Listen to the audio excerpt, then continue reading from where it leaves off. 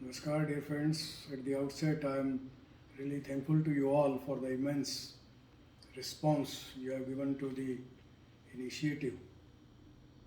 I am really thankful. And as promised, today we'll talk about the Indian Evidence Act, how to approach, how to prepare for the examination or even otherwise. मैं समझता हूँ कि किसी भी act को, चाहे वो Indian evidence act हो या कोई और एक्ट हो, पढ़ने के लिए सबसे पहले व्यक्ति को 2-3 बार जो है उसका इंडेक्स ज़रूर पढ़ना चाहिए, क्योंकि इंडेक्स पढ़ने के बाद आपको एक फेयर आइडिया ये हो जाता है कि उसमें किस प्रकार के कंटेंट्स जो हैं वो आपको मिलने वाले हैं और वो कानून जो है उसकी क्या लिमिट्स और लिमिटेशंस रहेंगी, किस प्रकार के उसमें जो है इश्यूज़ को डील किया जाएगा।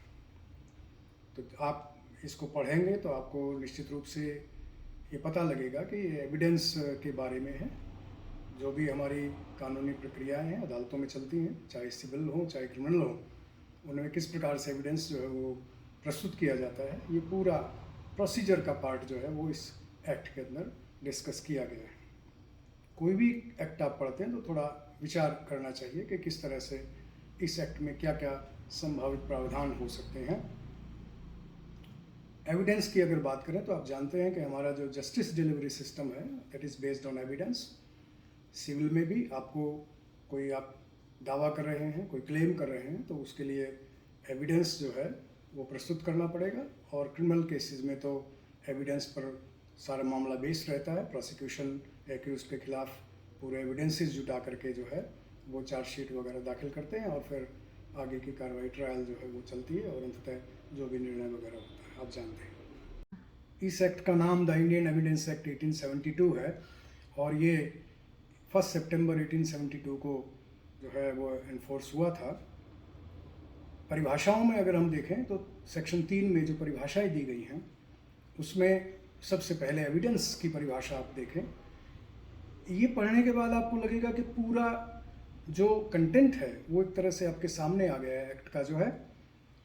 मैं उसको पढ़ रहा हूँ परिभाषा को क्लियर करने के लिए। Evidence means and includes all statements which the court permits or requires to be made before it by witnesses in relation to matters of fact under inquiry. Such statements are called oral evidence. आप जानते होंगे evidence दो तरह का रहता है, oral और documentary. तो ओरल एविडेंस को ये डिफाइन कर रहा है। उसमें पहला जो वाक्य ध्यान देने योग्य है वो है कि विच द कोर्ट परमिट्स और requires to be made before it by witnesses. इसका मतलब ये कि विटनेसेस या पार्टीज जो है वो अपना एविडेंस प्रस्तुत कर सकती हैं और कोर्ट उनको परमिट करे, या कोर्ट को लगता है कि सही एविडेंस जो है वो सामने नहीं आ रहा है तो कोर्ट अपने तरफ से भी, अपने विवेक से भी आदेश दे सकता है कि ये एविडेंस जो है वो प्रस्तुत किया जाना चाहिए। ये एविडेंस जो भी इस तरह की स्टेटमेंट्स रहती हैं विटनेसेस के द्वारा, इनको ओरल एविडेंस कहते हैं।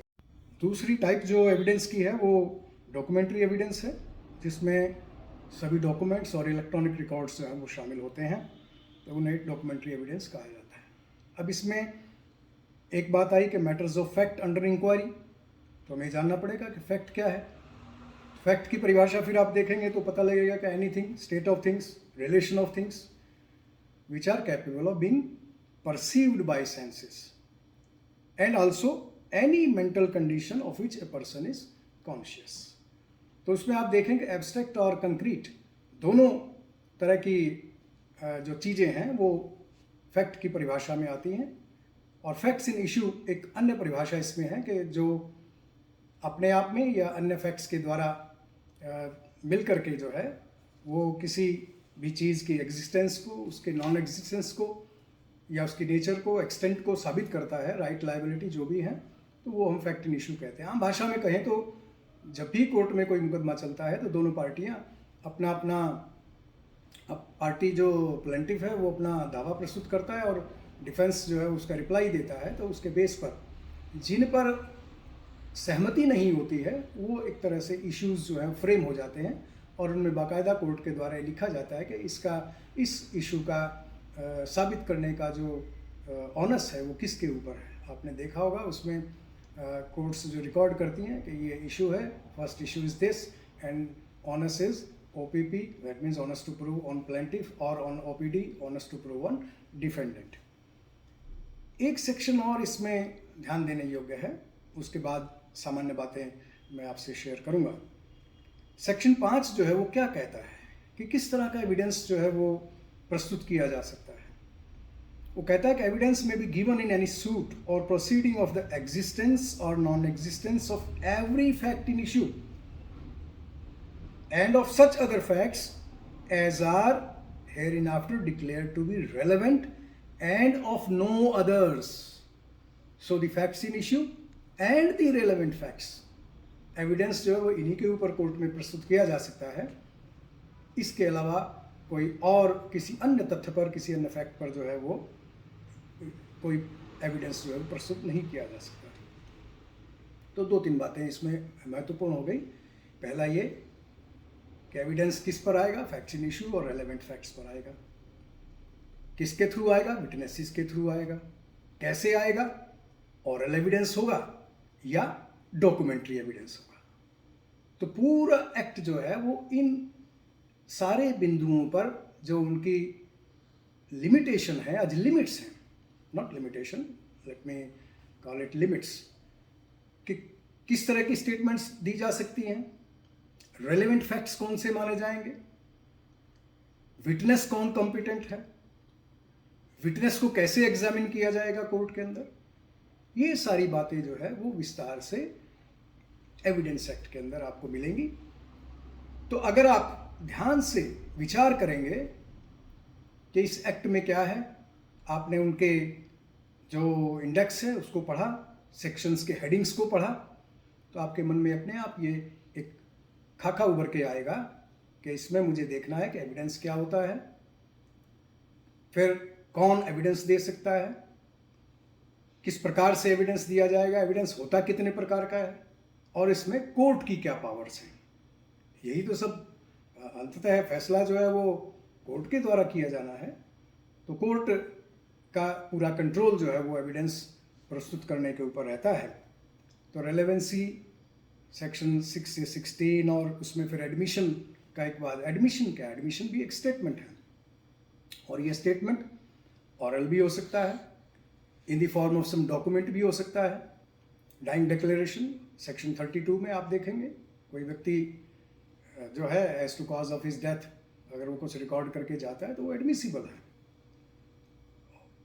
इसी प्रकार से आप किसी व्यक्ति ने कोई डायरी मेंटेन कर रखी है, कोई बुक ऑफ अकाउंट्स जो है वो मेंटेन किया हुआ है, या कहीं जगहों पर कोई हैंडराइटिंग एक्सपर्ट है, कोई डॉक्टर है, कोई और इंजीनियरिंग एक्सपर्ट है, उनके जो ओपिनियन है वो सारे के सारे जो है वो रेलेवेंट फैक्ट्स के तौर पर अदालत में प्रस्तुत किए जा सकते हैं। इसमें जो नेक्स्ट पार्ट है वो प्रूफ के टाइटल से दिया गया है। तो उसमें हम पाएंगे कि कुछ ऐसे बातें लिखी गई हैं कि कौन से ऐसे फैक्ट्स हैं जिनको प्रूव करना आवश्यक नहीं है। ऐसा नहीं होता कि सारे फैक्ट्स ही प्रूव किए जाने होते हैं।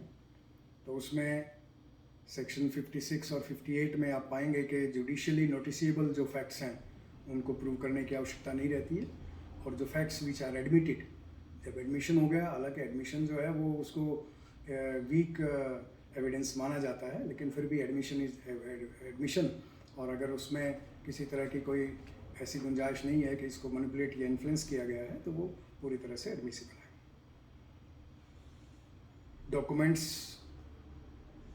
में डॉक्यूमेंट्री एविडेंस, प्राइमरी एविडेंस हो या सेकेंडरी एविडेंस हो, कंटेंट्स जो हैं वो उसके द्वारा प्रस्तुत किए जा सकते हैं। प्राइमरी एविडेंस होता है कि जब डॉक्यूमेंट इन ओरिजिनल जो है वो कोर्ट में पेश किया जाता है, और सेकेंडरी एविडेंस जो है जब उसकी कॉपी, सर्टिफाइड कॉपी, इस तरह की चीज़ें जो हैं वो सारी उसमें विस्तार से आप देखेंगे। फिर डॉक्यूमेंट्स के साथ जो है प्रिजम्पशन भी अटैच की गई है कानून के द्वारा, कि कानून जो है वो ये मानता है कि जो डॉक्यूमेंट प्रॉपर कस्टडी से ला करके पेश किया गया है वो जेन्युइन है। कोई भी डॉक्यूमेंट जो 30 ईयर्स ओल्ड है या इलेक्ट्रॉनिक रिकॉर्ड जो 5 साल पुराना है, उसके साथ भी प्रिजम्पशन ऑफ जेन्युइननेस जो है वो अटैच की गई है।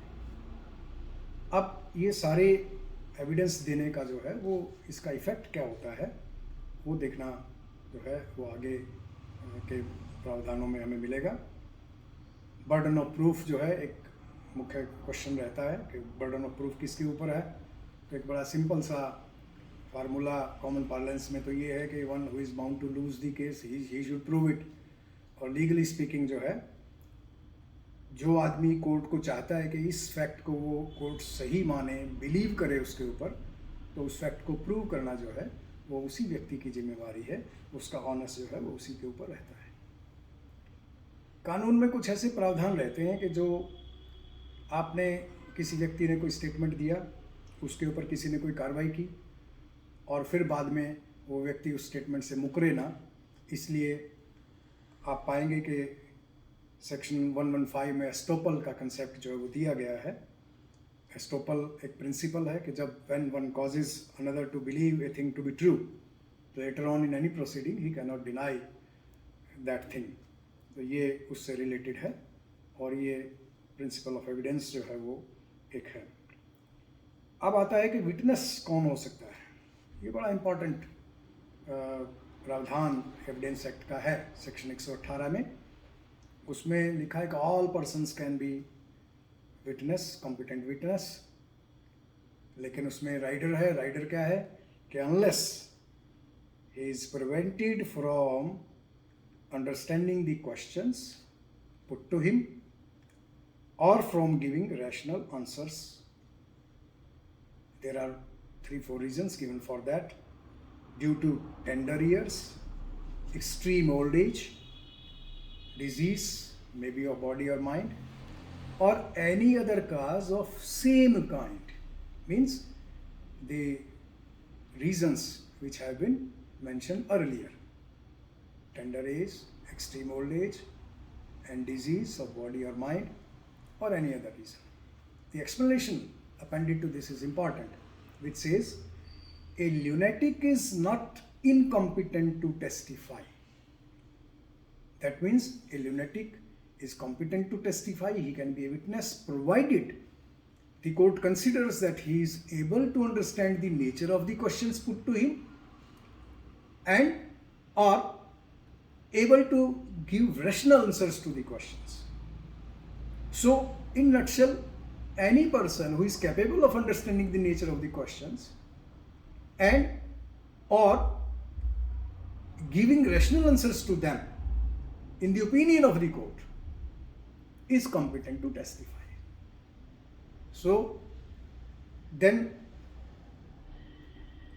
there may be cases when some person is unable to communicate how his evidence is to be taken. Then in a criminal case, there are more than one accused. Then the question arises whether an accomplice or a co-accused can give evidence against the other. So law provides that they can give. Examination of witnesses. How to examine the witnesses. The party which calls the witness, the facts narrated by the witness are called examination in chief. Then the other party has a right to cross-examine the party so that the credibility of the party is impeached, can be impeached, an opportunity is given. It is not necessary that it is impeached, but that opportunity is given to the opposite party. And then re-examination is also allowed. The party which has called the witness, after the cross-examination is over, then re-examination of that witness is also possible. In between, leading question also crops. Whether leading question can be asked, if at all, when it can be asked. So the basic idea is that leading question in examination in chief and re-examination can be asked with the permission of the court only. Of course, in cross-examination, leading questions can be asked. There is no bar to that. Or, as I have said in the beginning, the whole procedure is under the control of the Honorable Court. So what are the powers of the court? The first power is, as mentioned in section 148, only court can decide when the question shall be asked and when witness shall be compelled to answer that question. The parties cannot insist for that. Then the court also has the power to forbid the question which may annoy or insult anybody. And then hostile witness. A party has called a witness, but the facts put forth by that witness are against the party calling him. So that party, with the permission of the court, put questions to that hostile witness. So this is the whole scheme of the Evidence Act, which provides how things proceed as far as production and effect of evidence is concerned, in what manner the court controls it. Actually, मेरा जो कहने का अभिप्राय है वो ये है कि आप अगर एक खाका अपने दिमाग में बना करके 2-3 बार इंडेक्स को पढ़ करके, और मैं तो बल्कि ये कहूँगा कि इंडेक्स में जिन सेक्शंस में आपको लगता है कि पढ़ने से आइडिया नहीं आ रहा है कि इस सेक्शन में क्या हो सकता है, उसमें कहीं पर लिखा है इंट्रोडक्टरी, तो आपको उसी वक्त उस पर्टिकुलर सेक्शन को ज़रूर पढ़ लेना चाहिए कि वो इंट्रोडक्टरी में क्या चीज़ है, या कोई ऐसा हेडिंग है जिससे कोई अता पता नहीं लग रहा है कि इसके कंटेंट्स क्या हो सकते हैं, इसमें क्या प्रावधान हो सकते हैं, तो आपको तुरंत उस सेक्शन को देख लेना चाहिए। तो 2-3 बार ये पढ़ने के बाद फिर आप इस पूरे एक्ट को जो है इन सवालों के साथ अपने मन में, क्योंकि ये सवाल अगर आपके मन में रहेंगे तो आपका एक लिंक जो है, जैसे जैसे प्रावधान आपके सामने आएंगे तो इन प्रश्नों के साथ, इन क्वेश्चंस के साथ जो आपके मन में एक तस्वीर उभरी हुई है, जुड़ते हुए ये प्रावधान आपके मन में बैठते जाएंगे। मैं समझता हूँ कि मेमोरी जो है वो आफ्टर ऑल एक मैकेनिकल और टेक्निकल पार्ट ही है, तो उसको सुदृढ़ करने के लिए आप बार बार पढ़िए, बार बार समझने की कोशिश कीजिए। कानून एक ऐसा क्षेत्र है जिसको आप जितना बार पढ़ेंगे उतनी बार आपको जो है नई से नई बातें सामने आती रहेंगी और आपका मन उससे प्रफुल्लित होगा, आप खुश होंगे, आपको लगेगा कि ये नई चीज़ जो है मेरे सामने आई है और जब कभी अवसर मुझे मिलेगा तो मैं इसको इम्प्लीमेंट करने की कोशिश करूँगा। तो आज के लिए इतना ही। मैं ये स्पष्ट करना चाहूँगा कि आज थोड़ा हमने आउटलाइंस ही जो है वो एक तरह से डिस्कस की है। आज के लिए बस इतना ही। आगे फिर वीडियोस में हम एविडेंस एक्ट को विस्तार से चर्चा करने का प्रयास करेंगे और आपका जैसा स्नेह सद्भाव मुझे प्राप्त हुआ है प्रारंभ में, इससे मेरा भी हौसला बढ़ा है। मैं दोहराना चाहूँगा कि आप वीडियो को लाइक, शेयर और सब्सक्राइब करना ना भूलें। अपने साथियों को जो भी इस इनिशिएटिव में हिस्सा बनना चाहते हैं उन्हें भी आप प्रेरित करें कि वो इसमें आएँ, ताकि कुछ लाभ जो है वो उनको हो सके। आपके सुझावों का स्वागत रहेगा।